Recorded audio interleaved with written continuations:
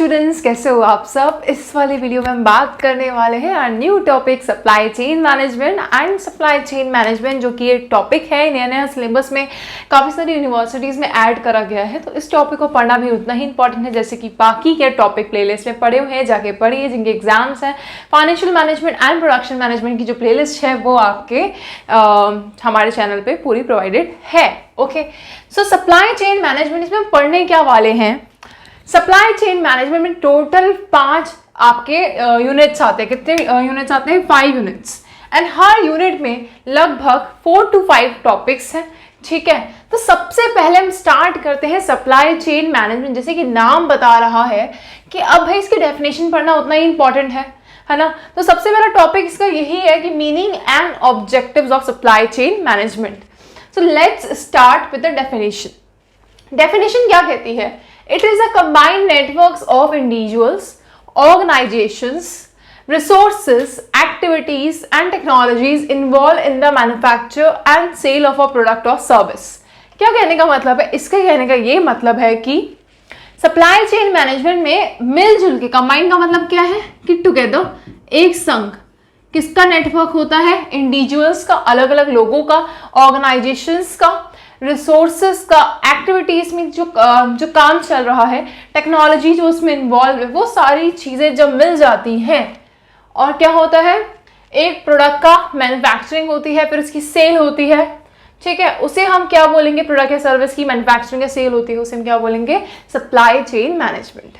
Okay, अब हम क्या समझेंगे? सप्लाई चेन मैनेजमेंट हमें समझ आ गई डेफिनेशन के थ्रू।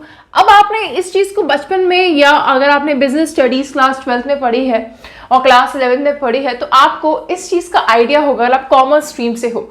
मैन्युफैक्चरर का काम क्या होता है? वो प्रोडक्ट या सर्विस को मैन्युफैक्चर करता है। ठीक है, यानी कि अब वो रॉ मटेरियल को मैन्युफैक्चर करता है। उसके बाद आता है होलसेलर। क्या आता है? होलसेलर। एंड आफ्टर दैट आता है रिटेलर एंड उसके बाद आता है कस्टमर। मैम आपने ये पूरी चीज तो बता दी, लेकिन ये सब चीजें हैं क्या? देखो, कोई प्रोडक्ट बना रहा है, प्रोडक्ट इन द सेंस यहाँ पे रॉ मटेरियल बना रहा है, रॉ मटेरियल बना रहा है, वो कौन है? मैन्युफैक्चरर है। ठीक है, अब वो मैन्युफैक्चरर रॉ मटेरियल बनाया। अब रॉ मटेरियल बनाने के बाद वो किसको भेजेगा? Raw materials. अब जो मैन्युफैक्चरर है उसने raw material in the sense कि होलसेलर के लिए तो वो रॉ मटेरियल ही हुआ ना, आप प्रोडक्ट भी कह सकते हो कि इसने प्रोडक्ट तैयार करा। अब वो चीज किस पे जाएगी? होलसेलर पे जाएगी। होलसेलर किसे ट्रांसफर करेगा? रिटेलर को करेगा। ठीक है, अब रिटेलर के बाद वो जो प्रोडक्ट सर्विस है वो कौन लेगा? कस्टमर लेगा। तो दिस इज मैनेजमेंट। ये एक सप्लाई चेन है। क्या है ये? Supply chain management. Supply chain management. ठीक है, अब इसी के नाम है सप्लाई चेन मैनेजमेंट, तो आपके दिमाग में क्वेश्चन आ जाए कि सप्लाई चेन मैनेजमेंट बनाया किसने है, ये कैसे आया है। तो इसको भी हम समझते हैं कि कौन इसको लेके आया था कि हमें आज इसको पढ़ना पड़ रहा है।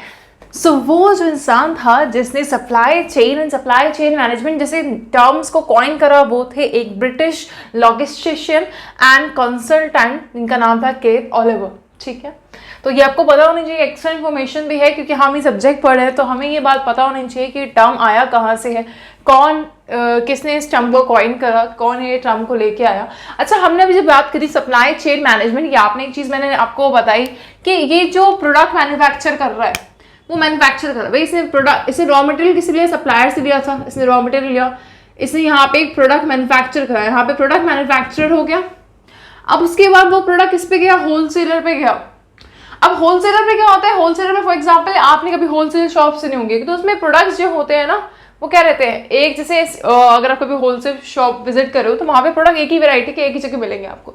लेकिन रिटेलर शॉप पे जब आप एक किराने की शॉप पे जाते हो तो वहाँ पे 10 वैरायटी के प्रोडक्ट मिलेंगे, क्योंकि वो रिटेलर जो है वो 10 तरीके के होलसेलर से अपने पास माल मंगवाता है, आपने सुना होगा। अब रिटेलर पे जाते हो, रिटेलर से प्रोडक्ट आप लेके आते हो तो आप हो गए कस्टमर। ठीक है, आप कस्टमर है तो आपके पास वो प्रोडक्ट आ गया। अब हम बात करेंगे यहाँ पे सप्लाई चेन मैनेजमेंट की डेफिनेशन, क्योंकि हमने अभी नॉर्मली पढ़ ली कि सप्लाई चेन मैनेजमेंट क्या है। ठीक है, लेकिन अब हम बात करेंगे definition bye Oliver and weber, जिन्होंने डेफिनेशन 1982 में एक डेफिनेशन दी थी। उन्होंने कहा था कि सप्लाई चेन मैनेजमेंट, आप इसे चाहो तो लिख लो कि supply chain management is a process which we plan, implement and control the all activities of supply chain in order to fulfill the requirements of customers as efficiently as possible. And इस पर आप इस तरीके से पूरी definition लिखने के बाद ऐसे कोटेशन इसमें पता ऐसे ये डबल से कॉमास लगा देना। अब हम बात करेंगे सप्लाई चेन मैनेजमेंट के ऑब्जेक्टिव्स के बारे में कि क्या होते हैं इसके ऑब्जेक्टिव्स। तो सबसे पहला जो ऑब्जेक्टिव है वो क्या है, to improve the efficiency. Efficiency का मतलब क्या होता है, एफिशिएंसी का मतलब होता है कि कम से कम चीज़ों में अच्छा सा अच्छा चीज़ें हो जाए। यानी कि अगर सिंपल तरीके से समझो तो कि मेरे पास बहुत सारी मतलब मेरे पास वो है फैक्ट्री है फॉर एग्जांपल, तो मैंने क्या करा, अब मेरे पे बहुत कम रॉ मटेरियल्स हैं। उस समय मैं सोच रही हूँ कि अभी इस समय मैं इन रॉ मटेरियल, जैसे आपका बहुत स्मॉल स्केल में बिजनेस होता है ना, जब स्मॉल स्केल में बिजनेस होता है तो ऐसा तो नहीं कि उस समय आप बहुत सारा इन्वेस्टमेंट कर रहे होते हो, तो उसमें भी स्मॉल इन्वेस्टमेंट है, स्मॉल स्केल बिजनेस है। अब उसमें क्या होगा, स्मॉल स्केल बिजनेस है, स्मॉल स्केल इन्वेस्टमेंट है, ऐसे में ये होगा कि भैया आप पे चीज़ें कम है, तो आप उसी में देखोगे ना, तो उसी में आप सोचोगे कि मेरी एफिशिएंसी भी उसी में अच्छी हो।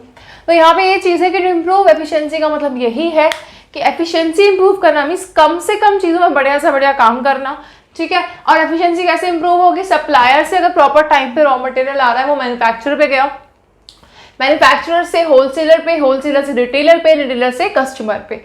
Second point is to minimise time. देखो जब बहुत किसी प्रोडक्ट की डिमांड बढ़ जाती है, ठीक है, अगर आपकी जो सप्लाई चेन है वो सही से काम कर रही है, यानी प्रोडक्ट यहाँ से रॉ मटेरियल जो है सप्लायर से मैन्युफैक्चर पे टाइम पे डिलीवर हो रहा है, तो टाइम भी कम लगेगा, टाइम जो है वो फालतू का टाइम वहाँ पे वेस्ट नहीं होगा। थर्ड पॉइंट है to decrease transportation cost.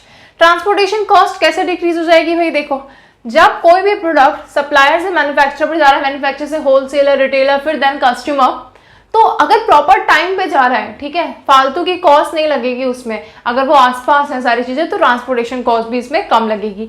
Next is to decrease warehousing cost. Warehousing cost कैसे डिक्रीज होगी, वेयर हाउसिंग कॉस्ट कौन सी होती है कि भैया आप प्रोडक्ट रखवा रहे हो वेयर हाउस में, तो या तो वो प्रोडक्ट डैमेज होगा, पेरिशेबल होगा तो ऑफकोर्स डैमेज होगा, है ना। अगर वो पेरिशेबल नहीं भी है फिर भी डैमेज होगा, क्योंकि रखे रखे उसकी भी तो कॉस्ट कम होगी ना प्रोडक्ट की। तो वेयर हाउसिंग कॉस्ट कैसे कम होगी, अगर सप्लायर से प्रोडक्ट थोड़ा मैन्युफैक्चर के पास जाता है, मैन्युफैक्चर से होलसेलर के पास जाता है, होलसेलर से एक प्रोडक्ट जाता है रिटेलर के पास, तो भाई देखो टाइम से प्रोडक्ट पहुंच जा रहा है तो उसको रखना नहीं पड़ेगा वेयर हाउस में, तो वेयर हाउसिंग कॉस्ट भी डिक्रीज हो गई। उसके बाद fifth point is enhance customer satisfaction. भाई प्रोडक्ट जो है जब सप्लायर से ही टाइम से आया है मैन्युफैक्चर के पास, तो प्रोडक्ट मैन्युफैक्चर भी टाइम से हो गया, होलसेलर के पास ही प्रोडक्ट आ गया, रिटेलर के पास भी आ गया। और जब ये कस्टमर रिटेलर के पास जाता है, रिटेलर के पास कोई अपना प्रोडक्ट मान लो टूथपेस्ट लेने जाता है, उसे वो टूथपेस्ट मिल जाता है, तो ये कस्टमर हैप्पी हो जाता है, प्रसन्नता, खुशी, ठीक है, हैप्पी हो जाता है। हाँ, ये खुशी खुशी घर जाता है तो कस्टमर सेटिस्फैक्शन क्या हो जाता है, इनहैंस हो जाता है भाई, बढ़ जाता है। And last point is better coordination. Now what is better coordination, मतलब सबके बीच में एक अच्छा क्या है, आप क्या करते हो अपने आपका जो एक कंपनी होता है, कंपनी में क्या करते हैं, अगर हम एक दूसरे से एम्प्लॉय से बेटर कोऑर्डिनेशन नहीं रखेंगे तो कंपनी नहीं चलेगी ना। जो फैक्ट्री है या वर्कर्स या कोई भी, आपका भी अपना खुद का ग्रुप होता है, आपके फ्रेंड्स लोगों में लड़ाई हो जाती है तो बात को समझाया जाता है ना। तो उस चीज़ को देखना, मतलब कोऑर्डिनेशन क्या मतलब क्या है कि भाई तुम भी काम करो, हम भी काम करें, सब मिलजुल के काम करें, कोऑर्डिनेशन बना हुआ है। मतलब इसका आप समझ लो सारी एक्टिविटी सब मिलजुल के करें, synchronising of activities, that is called coordination है। ओके, तो टोटल 6 पॉइंट्स है ऑब्जेक्टिव्स के। Number 1 to improve efficiency, number 2 to minimise time, number 3 to decrease transportation cost, number 4 to decrease warehousing cost, number 5 to enhance customer satisfaction, and last point is better coordination between manufacturer, supplier, wholesaler, retailer and customer.